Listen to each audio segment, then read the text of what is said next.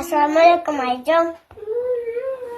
Alaykum assalom. O'g'lim, sizga savollarim bor, javob berasiz? Ha, albatta javob beraman.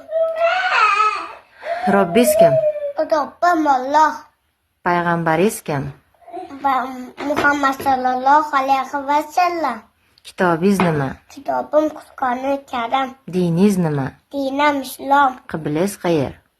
Qiblam Kabatulloh. Sizni kim yaratgan? Alloh taolo. Siz kimni yaxshi ko'rasiz? Alloh taoloni. Yana kimni yaxshi ko'rasiz? Muhammad sallallohu alayhi va sallamni. Yana kimni yaxshi ko'rasiz? Ota-onamni, Yana kimni yaxshi ko'rasiz? do'stlarimni. Do'stlaringiz kimlar? Ja'far yo'llar. Ular kimlar? Abu Bakr Siddiq, Hazrat Umar, Hazrat Usmon, Hazrat Alidirlar. Islomda nechta ustuni bor, bolam? Beshta. Sanab bering. Iymon, namoz, ro'za, zakot, haj. Namozda nechta farz bor? Beshta. Bomdod, peshin, ajr, shom, iftor.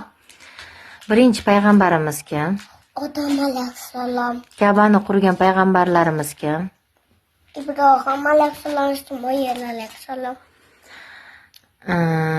Qizil daryoni ikkiga bo'lgan payg'ambarimiz kim? Iso alayhissalom. Chaqaloqligida gapirgan payg'ambarimiz Iso kim? alayhissalom.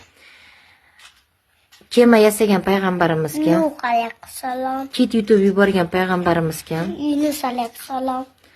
Quduqqa tashlangan payg'ambarimiz kim? Yusuf alayhissalom. Qushlar bilan, hayvonlar bilan gaplashgan payg'ambarimiz kim?